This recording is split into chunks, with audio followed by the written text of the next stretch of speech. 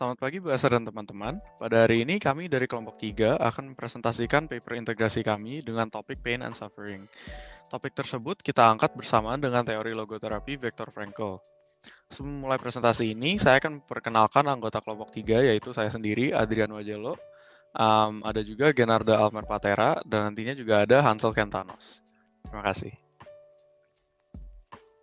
Oke, sekarang kita masuk ke bagian pertama yaitu pengertian pain and suffering secara umum. Nah, secara definisi, pain itu adalah sebuah sinyal di dalam sistem saraf kita yang memberitahu kita bahwa ada suatu hal yang salah.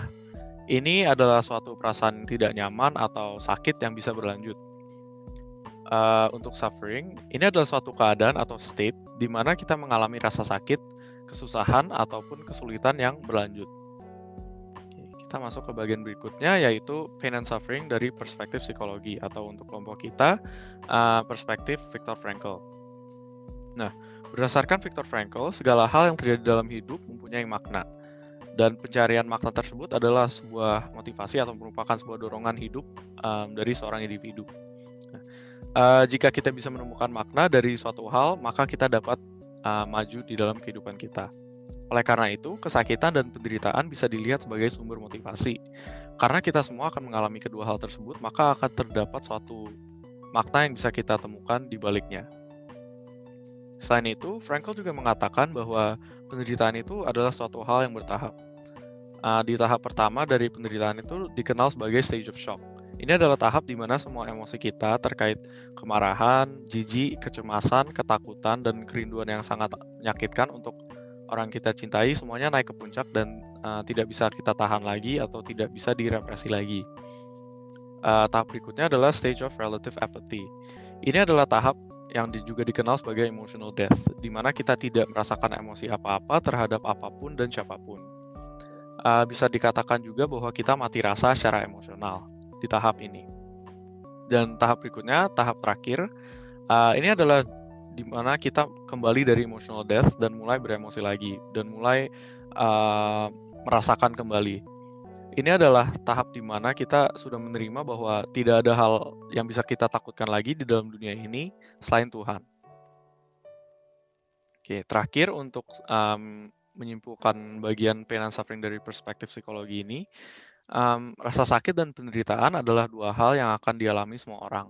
Namun selaras dengan teori Frankl, segala hal di dalam hidup pasti ada maknanya, dan oleh karena itu, jika kita bisa menemukan makna di balik segala kesakitan dan penderitaan kita, maka kita bisa mengatasinya dan maju terus di dalam kehidupan kita masing-masing.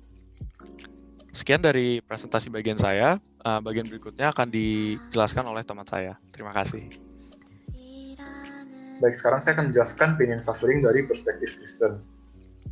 Mengapa sih pain and suffering itu ada? Nah, berdasarkan perspektif Kristen, kita itu menderita karena dosa yang telah memenuhi dunia ini, yang diakibatkan oleh Adam dan Hawa. Dikatakan juga pada 2 Timotius 3 ayat 12-13, memang setiap orang yang hidup beribadah di dalam Kristus Yesus akan menderita dianiaya, sedangkan orang jahat dan penipu akan bertambah jahat.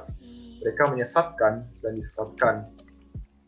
Jadi dikatakan seperti yang dikatakan pada ayat ini, dunia ini semakin hari akan semakin jahat, dan kita sebagai orang Kristen harus tetap bertahan dalam ajaran Kristen, yaitu perbuatan yang baik, dan itu akan sangat menderita bagi kita sebagai orang Kristen untuk tetap menjadi baik di dalam lingkungan yang jahat.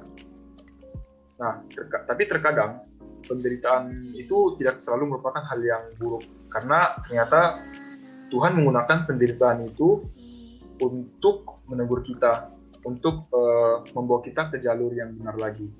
Penderitaan tersebut dapat berupa pencobaan, kehilangan, penderitaan fisik, dan lain-lain. Oke, dikatakan pada 1 Korintus 10 ayat 13, pencobaan-pencobaan yang kamu alami ialah pencobaan-pencobaan biasa yang tidak melebihi kekuatan manusia. Sebab Allah setia, dan karena itu Ia tidak akan membiarkan kamu dicobai melampaui kekuatanmu. Jadi tenang saja, walaupun Tuhan memberikan kita pencobaan untuk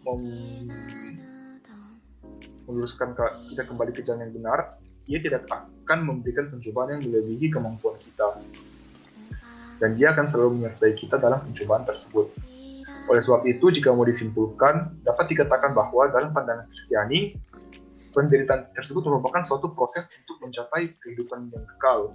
Walaupun proses tersebut mungkin sangat menyiksa dan sangat susah untuk dilewati.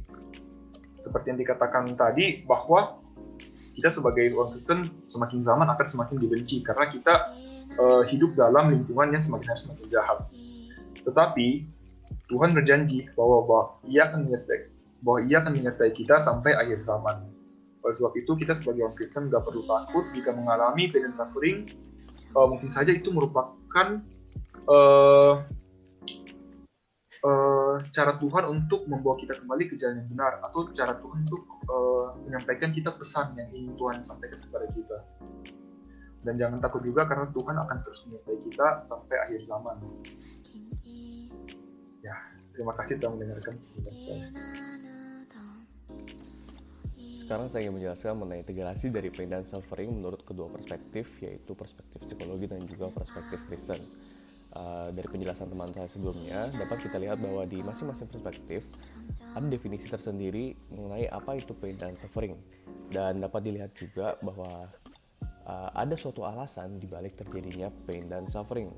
Di mana kita lihat dari perspektif psikologi bahwa di balik terjadi pain dan suffering itu ada suatu makna yang dapat kita temukan di dalam kehidupan kita.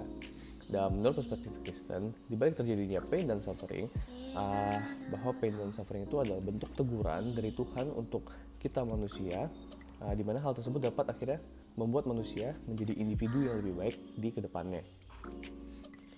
Selain itu, ada satu lagi kesamaan dari kedua perspektif, yaitu bagaimana kita menyikapi pain dan suffering. Menurut kedua perspektif, kita harus menyikapi pain dan suffering adalah dengan tidak berhenti berusaha dan juga tidak kecewa dengan diri sendiri karena Tuhan selalu ada di sisi kita. Selain itu, dari kedua perspektif juga kita tahu bahwa di balik pain dan suffering terdapat suatu makna. Dan makna yang kita temukan itu berbagai macamnya. Namun di sini kita ingin membahas lebih spesifik, yaitu makna Kristiani yang dapat kita temukan di balik pain dan suffering, di mana kita lebih sadar akan keberadaan Tuhan dan alasan dari kita hidup, serta bagaimana kita berserah hidup kepada Tuhan dan lain-lain. Dari penjelasan tersebut dapat kami simpulkan bahwa component of integration dari topik pain dan suffering menurut perspektif psikologi dan perspektif Kristen adalah clarifying. Hal tersebut menjelaskan bahwa firman memiliki kesamaan terhadap konteks. Seperti penjelasan sebelumnya dapat kita lihat dari bagaimana menurut kedua perspektif pain dan suffering itu sama-sama memiliki outcome yang positif. Dan selain itu kita juga dapat melihat bahwa dari kedua perspektif ini terdapat unsur-unsur yang selaras antara satu sama lain dan juga berkaitan erat antara perspektif yang satu dengan perspektif yang lainnya. Seperti contohnya dapat kita lihat dari makna, bahwa dari kedua perspektif menjelaskan bahwa pain dan suffering ini dapat membuat kita memahami makna dari kehidupan dan terkhususnya makna Kristiani, di mana kita sadar akan keberadaan Tuhan dan bagaimana Tuhan itu bekerja di dalam kehidupan kita sehari-hari. Sekian presentasi dari kelompok kami mengenai pain dan suffering menurut perspektif Kristen dan perspektif psikologi. Kami ucapkan terima kasih.